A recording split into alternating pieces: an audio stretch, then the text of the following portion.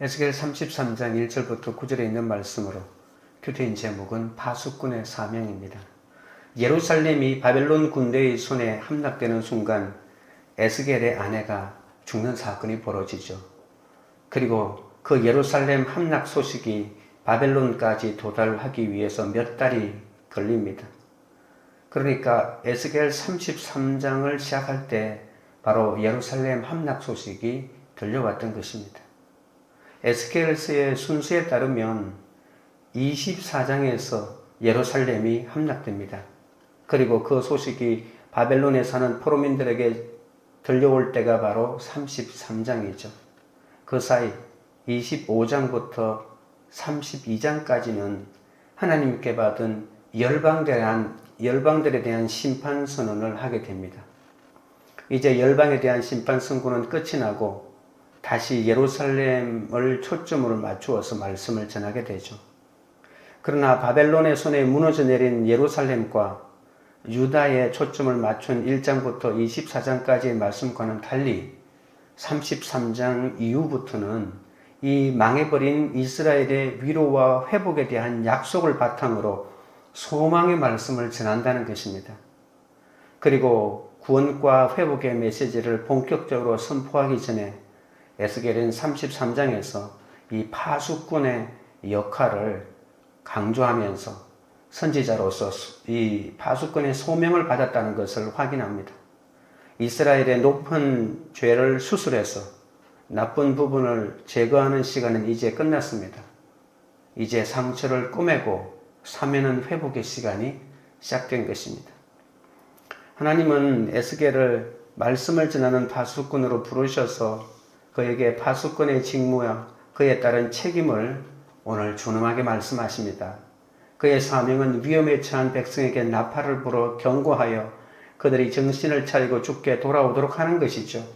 그리고 악인도 돌이켜 회개하여 생명을 보존하도록 하나님을 대신해 그에게 경고하고 있는 모습을 볼 수 있습니다. 첫째로 파수꾼의 직무입니다. 1절 2절입니다. 여호와의 말씀이 내게 임하여 이르시되 인자야 너는 내 민족에게 말하여 이르라. 가령 내가 칼을 한 땅에 임하게 한다 하자 그 땅 백성이 자기들 가운데의 하나를 택하여 파수꾼을 삼은. 파수꾼의 문학적인 배경은 그 당시 떼강대가 날뛰고 강한 족속이 단지 강하다는 그 이유 하나만으로 약한 족속들에게 무차별 공격을 취하던 그런 시대였습니다. 이런 상황에서 파수꾼의 역할은 한 사회의 생존에 결정적인 역할을 합니다. 당시 파수꾼들은 하루 24시간 외부의 동태를 살피기에 가장 적합한 자리에서 올라가 그 주변을 면밀하게 감시하죠. 그러다 조금이라도 위험한 일이 생기면 나팔을 불거나 봉화를 올려 위험을 알리는 역할을 합니다. 그렇기 때문에 파수꾼이 방심하거나 자기 일을 게을리하면 그 성의 운명은 돌이킬 수 없는 상황이 되고 마는 거죠. 3절입니다. 3절 4절입니다. 그 사람이 그 땅에 칼이 임함을 보고 나팔을 불어 백성에게 경고하되 그들이 나팔 소리를 듣고도 정신 차리지 아니하므로 그 임하는 칼에 제거함을 당하면 그 피가 자기의 머리로 돌아갈 것이라. 하나님은 에스겔에게 이스라엘의 파수꾼으로 부르시고 책임을 다하라고 명령하십니다. 에스겔이 처음으로 파수꾼의 소명을 받은 것은 에스겔 3장에 나와 있습니다. 이번에도 에스겔 스스로가 파수꾼을 하겠다고 자문한 것이 아니라 하나님의 말씀이 그냥 에스겔에게 임한 것입니다. 백성에게 재앙이 임할 때 파수꾼이 나팔을 불어 경고했는데도 듣지 않는 사람은 그 피가 그의 머리로 돌아가리라고 하는 것이죠. 자기가 나팔의 경고를 듣지 않았기 때문에 자기가 멸망한 거죠. 에스겔이 파수꾼 역할을 하는 것은 이스라엘의 선지자들이 어떤 사역을 위해서 소명을 받았는지 잘 알 수 있습니다. 선지자들이 백성들에게 심판을 경고하는 역할만 감당했다는 것입니다. 그 경고를 듣고 회개하고 돌이키는 것은 순전히 그 사람의 몫이라고 하는 거죠. 우리도 각자의 은사와 소명에 따라 파수꾼의 역할을 감당해야 합니다. 앞으로 닥칠 위험이 클수록 파수꾼은 크고 절박하며 정확한 나팔 소리로 위험을 경고해야 하죠. 사람들은 심판과 재앙의 말씀을 듣기 싫어합니다. 그렇기 때문에 파수꾼의 역할이라고 하는 것이 쉬운 것이 아니죠. 왜냐하면 듣기 싫은 소리를 해야 되니까. 어린 아이도 자기에게 듣기 싫은 소리 하는 것을 알고 있는 없는 몸짓과 말을 다 하면서 거부하지 않습니까? 그런데 중요한 것은 파수꾼의 사명을 다해야 하는 이유가 있는데 그 파수꾼의 경고를 하지 않으면 나도 죽고 또 가정도 죽고 그 공동체도 죽고 결국은 나라도 죽기 때문이라는 겁니다. 그렇기 때문에 영적 파수꾼은 때를 얻든지 못 얻든지 복음을 전하여 사람들이 구원받도록 해야 하는 절박한 이유가 있는 것이죠. 적용 질문 드립니다. 영혼 구원을 위해 때를 얻든지 못 얻든지 주변 사람들에게 복음을 전하며 파수꾼의 역할을 잘 감당하고 있습니까? 둘째는 파수꾼의 책임입니다. 5절입니다. 그가 경고를 받았던들 자기 생명을 보존하였을 것이나 나팔 소리를 듣고도 경고를 받지 아니하였으니 그 피가 자기에게로 돌아가리라. 오늘 본문에 있는 말씀은 한 주제를 계속해서 반복하는 것을 볼 수가 있습니다. 5절에서 다시 파수꾼이 아무리 그 사명을 잘 감당한다고 해도 이 파수꾼의 책임과 범위에는 한계가 있다는 것을 보여주죠. 성읍의 관리들에 의해서 임명된 파수꾼은 전쟁을 치르는 동안에 적군이 접근해 오는 것을 보면 양각 나팔을 불어서 주민들에게 경고하도록 되어 있죠. 만약에 이 경고를 받고 적절히 조치를 취하지 못한 경우에는 치명적인 결과들이 발생할 수밖에 없죠. 적군들이 쳐들어오는데 아무런 대비도 못했으니까 속대밭이 되고 말 것입니다. 이에 대한 책임은 그 경고를 했는데 만약에 못 들었다면 주민들이 책임져야 된다는 것입니다. 파수꾼의 경고를 받아들이는 백성은 구원을 받지만 경고를 받아들이지 않는 자는 죽게 될 것인데 이때 그 피 흘림엔 전적으로 듣는 사람의 문제였다는 겁니다. 8절입니다. 그러나 칼이 임함을 파수꾼이 보고도 나팔을 불지 아니하여 백성에게 경고하지 아니하므로 그 중에 한 사람이 그 임하는 칼에 제거당하면 그는 자기 죄악으로 말미암아 제거되려니와 그 죄는 내가 파수꾼의 손에서 찾으리라. 전쟁 중에 파수꾼이 맡은 중요한 임무는 적군의 동태를 살피고 전쟁이 어떻게 되는지 그 경과를 잘 살펴서 그때그때 자기 군대에게 알리는 것이라고 했잖아요. 그런데 경고하지 않는다면 파수꾼이 그 결과에 대하여 책임을 져야 한다는 것이죠. 파수꾼이 칼이 임함을 보고도 사태의 심각성을 깨닫지 못해서 경고에 나팔을 불지 않고 그래서 결국은 그 공동체가 대비할 수 있는 준비를 못하게 한다면 그 영혼들이 멸망에 빠뜨린 그 결과를 그가 책임을 져야 한다는 것입니다. 만일 파수꾼이 제대로 알리지 않아서 주민들에게 피해가 생기면 그 손실은 그때 당시는 개인적으로 보상을 해야 한다고 했거든요. 참 심각한 문제죠. 사람이 죽었는데 어떻게 보상할 수 있겠습니까? 그러므로 에스겔도 자기 목숨으로 직무를 직무유기에서 비롯되는 모든 손실을 대신해야 된다고밖에 이렇게 하나님이 말씀하시니까 이 자기의 이 파수꾼의 직무가 얼마나 큰지를 다시 한번 깨닫게 되는 거죠. 말씀을 깨달은 우리도 하나님의 파수꾼이 되어 복음의 나팔을 불어야 하는데 그 시간이 정해져 있다는 것입니다.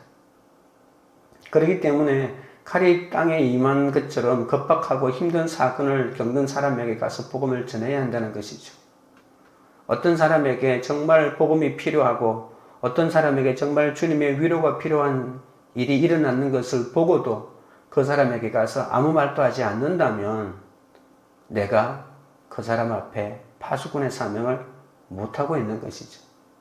지금 세상에서 전쟁이 일어나지는 않지 않습니까? 그러나 내가 한 사람 한 사람에 대해서 파수꾼의 사명을 감당해야 되는 것이죠. 그 사람 앞에 그 사람의 삶 가운데 무슨 경고의 등이 켜지면 내가 반드시 나팔을 불고 또 말씀을 전해야 되는 그런 사명이 있다는 것입니다. 경고의 말씀을 전할 때 주변 사람들에게 박해와 조롱을 받을지라도 상대방을 구원하고 살리고자 하는 그 의지가 강하다면 지혜롭게 말씀을 전해야 되는 것입니다. 적용 질문 드립니다. 칼이 임한 것 같은 위기 상황에서 말씀을 듣기보다 문제를 해결하고자 다른 사람의 도움을 구하다가 더 큰 어려움을 겪게 된 적은 없습니까? 셋째는 하나님의 파수꾼입니다. 7절입니다. 인자야 내가 너를 이스라엘 족속의 파수꾼으로 삼음이 이와 같으니라. 그런즉 너는 내 입의 말을 듣고 나를 대신하여 그들에게 경고할지어다. 일반적인 파수꾼에 대한 이야기를 하고 난 다음에 이제 이 에스겔을 인자야라고 부르면서 특별히 이 에스겔을 파수꾼으로 임명했다는 사실을 다시 한번 말씀합니다. 하나님이 에스겔을 이스라엘의 파수꾼으로 삼으신 이유는 하나님을 대신해서 백성에게 경고하기 위한 것이라고 하는 거죠. 만약에 네가 경고하지 않으면 내가 이스라엘 백성에게 아무 말도 하지 않은 것이 된다는 것입니다. 단순히 백성에게 교리를 가르치는 선생의 역할이 아니라 백성과 늘 동거동락하며 그들의 고통과 번민을 들어주고 백성이 자기들의 죄악을 깨닫고 악한 길에서 떠나도록 이 진정한 파수꾼의 역할을 해야 한다는 것입니다. 에스겔은 3장에서 이미 예루살렘 심판을 경고하는 파수꾼으로서의 소명을 받았죠. 근데 그때 파수꾼의 역할과 지금 이제 33장에서의 파수꾼의 역할은 전하는 메시지의 차원에서 다르다는 것을 볼 수 있습니다. 이미 망해버린 예루살렘에 대해서 경고할 무엇이 지금 남아있지 않습니다. 이미 망해버렸는데요. 그것은 비록 예루살렘이 망하기는 했지만 아직도 하나님의 심판이 남아있다는 사실을 알리기 위해서는 아닐까요? 앞으로 선지자가 선포할 메시지는 그런데 심판에 대한 내용이 아니라 회복에 대한 내용이라는 겁니다. 이런 상황에서 에스겔의 파수꾼 소명이 다시 한번 확인됩니다.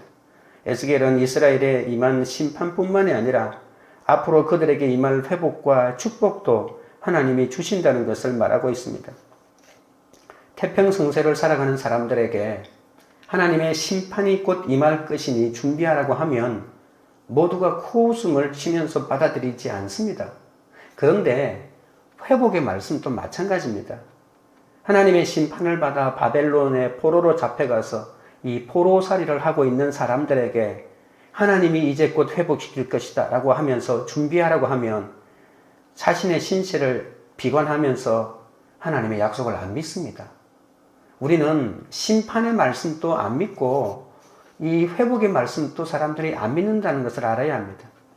심판의 메시지로 전하는 파수꾼의 역할도 어렵지만 회복의 말씀, 구원의 말씀을 전하는 이 사람의 말도 그 사람들이 받아들이지 않기 때문에 얼마나 어려운지 모릅니다. 주전 592년에 에스겔이 파수꾼으로 소명을 받았을 때 예루살렘에 있는 사람들에게 바벨론의 침략을 알렸잖아요. 비록 선지자가 몇 년 후인 주전 586년에 일어날 이 민족적인 대비극의 전쟁을 막을 수는 없었지만 그 전쟁을 미리 경고함으로써 들을 귀가 있는 한 사람이라도 더 구원하기 원하시는 하나님의 뜻이 이 선지자의 소명에 담겨 있지 않습니까?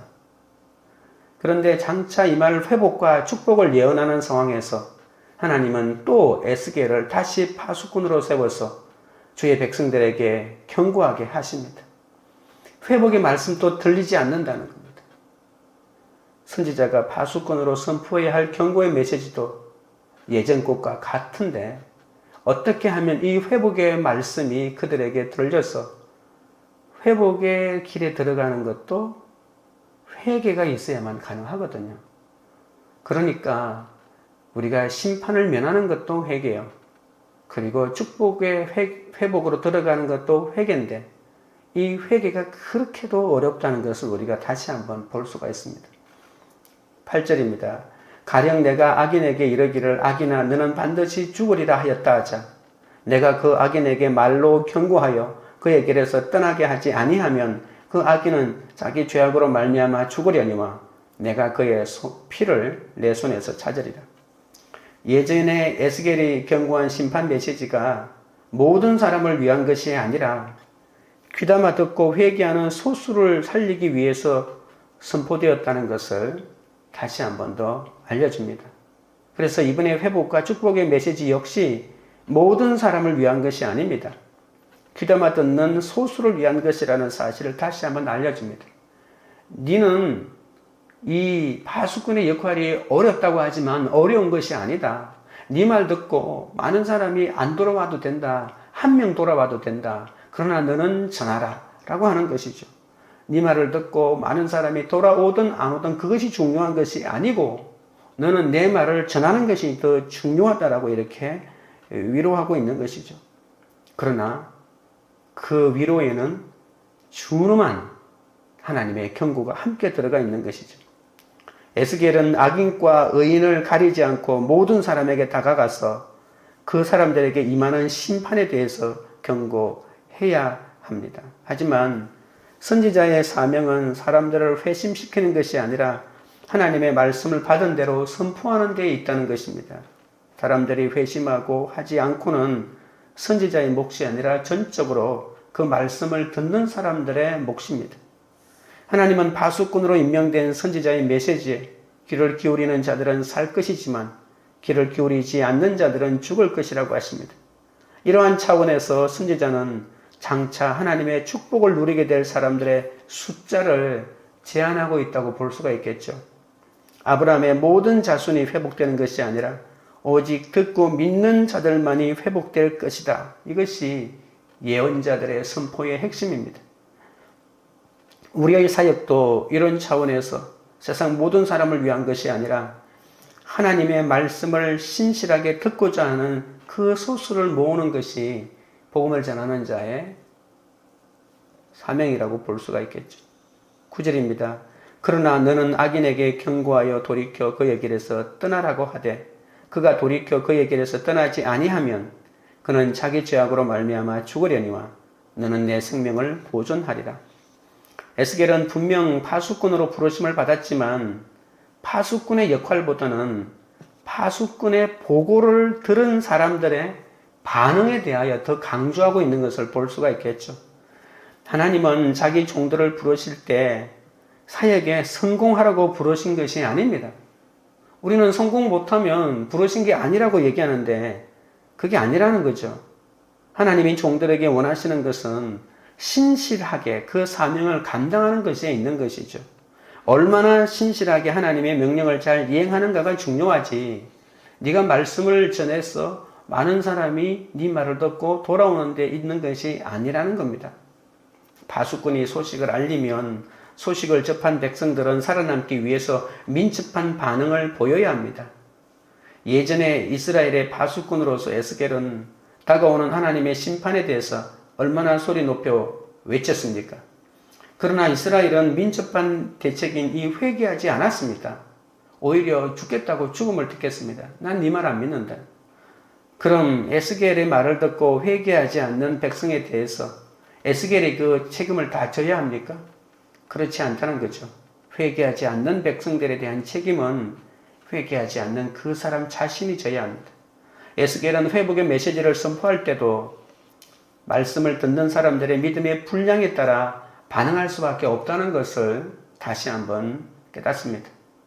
어떤 반응을 보일지라도 반응을 보이는 그 사람의 책임이라는 겁니다. 우리는 이 세상 사람들을 모두 구원할 수 없습니다. 다만 우리에게는 다가오는 하나님의 심판과 예수 그리스도 안에 있는 참 평안을 있는 그대로 전할 의무가 있는 것이죠. 우리가 선포하는 메시지에 사람들이 어떻게 반응하는지는 그들의 몫이라고 하는 것이지 전하는 자의 몫이 아닙니다. 복음을 받아들이지 않는다고 하더라도 실망하지 말고 열심히 전해야 될 이유가 여기에 있습니다. 그러나 우리가 에스겔을 통해서 하나 알 수 있는 것은 에스겔은 파수꾼으로 나팔 소리만 내는 것으로 그 사명을 다하지 않았다는 것입니다. 요나는 이렇게 5마디만 전했죠. 40일이 지나면 니느웨는 무너진다. 그러고 난 다음에는 회개하는 것도 바라지 않고 그냥 하나님에 대한 불만이 가득 차가지고 회개하는지 안 하는지 한번 보자 하고 이렇게 숨어서 보고만 있었죠. 회개하도록 적절한 조치를 전혀 취하지 않았습니다. 그러나 에스겔은 이 파수꾼의 소리를 외칠 뿐만이 아니라 그 사람들이 상황을 인식하고 깨우쳐서 회개하도록 하기 위해서 얼마나 많은 온갖 다양한 방법들을 사용해서 말씀을 전했는지 모릅니다. 이것을 우리는 이 선지자의 상징 행동이라고 합니다. 오른쪽으로 눕고 왼쪽으로 눕고 인분을 구워서 먹고 아내가 죽고 온갖 일들이 다 일어나는 거죠. 선지자들은 입으로만 말씀을 전하는 자가 아니라 온 몸과 삶으로 말씀을 전하는 자입니다. 선지자들은 드라마틱한 방법을 통해서 백성을 향한 하나님의 의도와 행위를 상징적으로 만들어 자신이 선포하는 예언은 잘 이해하도록 했던 것이죠. 호세아 같은 거 보십시오. 자기 삶 자체를 가지고 말씀을 전하지 않았습니까? 6절과 8절과 9절에 오늘 보시면 똑같은 말씀이 반복되는 말씀이 있는데 바로 자기 죄악으로 말미암아 죽으려니와 라고 하는 말이 연거푸 등장합니다. 회개하지 않는 영혼은 살아날 방법이 없습니다. 어떤 메시지가 전하고 이 자리에 에스겔이 오고 이 자리에 모세가 오고 이 자리에 사무엘이 온다 할지라도 회개하지 않는 영혼을 구원할 방법은 아무것도 없습니다. 예수님의 사역마저도 회개하지 않는 영혼을 어떻게 구원할 수가 있겠습니까? 그러면서도 그걸 알면서도 파수꾼은 그걸 압니다마는 한번 전해놓고 나 이제 책임 없다 이렇게 하지 않았다는 것입니다. 파수꾼의 사명을 감당하려면 먼저 내 죄를 보고 애통하며 회개해야 합니다. 하지만 그것도 성령님이 도와주셔야 가능한 일입니다. 결국은 성령님입니다. 회개하는 것도 성령님입니다. 말씀을 전하는 것도 성령님입니다. 내가 먼저 회개하는 것도 성령님입니다. 성령이 도와주지 않는 사역이란 있을 수가 없습니다. 성령이 도와주셔야 파수꾼의 소명을 갖고 주께 쓰임받게 되는 것이죠. 하나님의 파수꾼은 매일 말씀 묵상으로 깨어서 복음 전할 기회를 기다려야 하는 것이죠. 그리고 성령의 능력을 늘 받아서 그 기회를 놓치지 않게 해달라고 기도해야 되는 것입니다. 하나님이 내 손에서 피를 찾지 않도록 내 잘못으로 인하여 다른 사람의 죽음에서 건지지 못하는 일이 혹시라도 생기지 않도록 늘 깨어서 기도해야 하는 것입니다. 적용 질문 드립니다. 가족이나 주변 사람들을 주께로 인도하고자 날마다 말씀을 묵상하며 깨어 있습니까? 기도드리겠습니다. 하나님 아버지, 앞으로 닥칠 위험이 클수록 파수꾼은 크고 절박하며 정확한 나팔 소리로 경고해야 한다고 했습니다. 그러나 주님을 믿지 않으면 영원히 멸망할 수밖에 없는 이 사태의 심각성을 깨닫지 못하고 가까운 사람에게도 파수꾼의 임무를 소홀히 했던 나의 죄를 용서하여 주시옵소서. 사람들이 심판과 재앙의 말씀을 듣기 싫어하기에 파수꾼의 역할을 감당하기가 힘들지만 내가 파수꾼의 사명을 다해야 하는 것은 내가 경고하지 않으면 나도 죽고 공동체도 죽고 이 나라도 죽기 때문인 것을 알게 하여 주시옵소서. 영적 파수꾼으로 은사와 소명에 따라 이 파수꾼의 역할을 감당하도록 불쌍히 여겨 주옵소서. 이제는 내가 먼저 내 죄를 보고 경고의 말씀과 복음을 잘 전하는 파수꾼이 되기 원합니다. 말씀을 먼저 깨달은 내가 파수꾼이 되어 복음의 나팔을 불기에 지치지 않게 하옵소서. 비록 경고의 말씀을 전할 때 주변 사람들에게 박해와 조롱을 받을지라도 한 사람이라도 살리고자 지혜롭게 말씀을 전하게 하여 주옵소서. 파수꾼의 사명을 감당하려면 아버지 하나님이여 내 죄를 먼저 보고 애통하며 회개해야 한다고 했습니다. 성령이 도와주시옵소서. 파수꾼의 소명을 갖고 매일 말씀 묵상으로 깨어져 복음 전할 기회를 기다릴 수 있도록 성령이여 도와주시옵소서. 영혼을 구원하고자 늘 말씀과 기회로 망을 보고 늘 기도로 깨어있도록 도와주시옵소서. 관계 우리들 교회가 영혼 구원을 위해 때를 얻든지 못 얻든지 주변 사람들에게 복음을 전하며 파수꾼의 역할을 잘 감당하는 공동체가 되게 하옵소서. 각자가 칼이 임한 것 같은 위기 상황에서 말씀을 듣기보다 문제를 해결하고자 다른 사람의 도움을 구하지 않게 하시고 가족이나 주변 사람들을 주께로 인도하고자 날마다 말씀을 묵상하여 깨어있도록 아버지 하나님, 그리하여 한 사람이라도 구원하는 그런 공동체가 되도록 역사하여 주시옵소서. 예수 그리스도 이름으로 기도드리옵나이다. 아멘.